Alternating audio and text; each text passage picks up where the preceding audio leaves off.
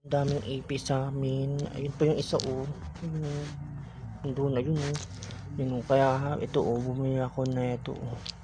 Para ano talaga sila. Ayan, nangihina sila. Yan. Yan binili ko. Kasi nakakaano yun. Yan. Buksan mo nga. Yan.